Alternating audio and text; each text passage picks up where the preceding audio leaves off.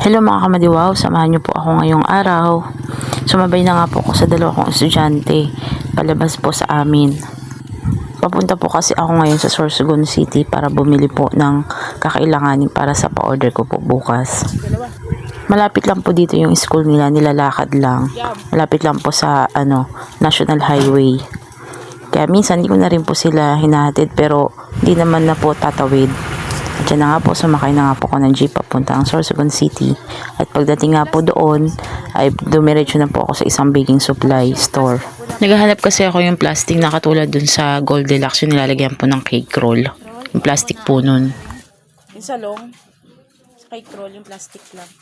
May available sila pero hindi long, pa square lang po. Ang kailangan po kasi long styro po yung gagamitin ko paglagay po ng puto. Magluluto po kasi ako ng puto dahil may order po 110 pieces po yung order sa akin. At yan na nga po ay nagbayad na po ako ng aking mga kailangan. At after nga po niya na nakabayad na po ako ay nagpunta naman ako sa wet market. Yan po. May binili lang po ako dyang ibang kailangan pa po. Mabihis lang naman po ako, hindi naman po ako nag-awat. Kasi nga po, wala po magbabantay din sa kambal. Ibiniling ko lang po sa tito nila. Sayang din naman po kung hindi ko tatanggapin yung order. At after ko nga po yan, lumabas na po ako at nakita ko nga po yung itlog. Bumili na rin po ako. Mga fresh na fresh pa po. At nang nakapamili na nga po ako, ay sumakay na nga po ako ng tricycle.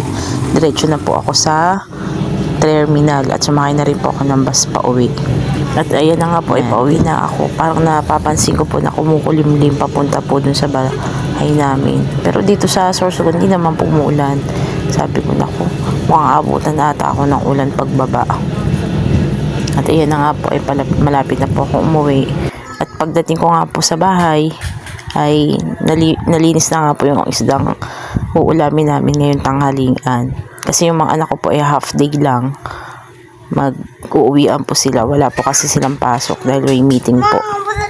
At ayan na nga po, nakaluto na po ako ng sinabawan. Lutong patsyam na nga lang po. Madalian na lang po ang luto kasi anong oras na rin po.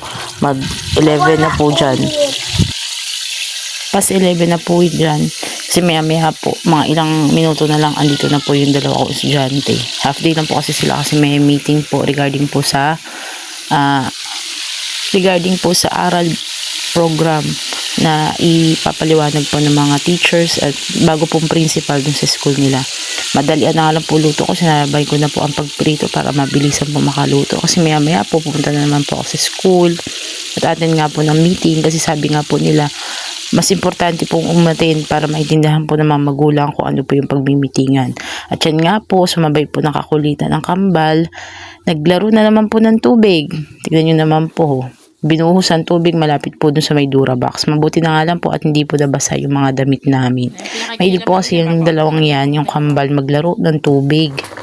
Pag di po ninyo nabantayan, mga minuto lang, ay sus, grabe ang kakulitan po talaga. At ayan na nga po, nakaluto na po ako ng prito. At ayan na, ready to eat na po tayo mga kamadiwaw. Kain na. Thank you for watching mga kamadiwaw.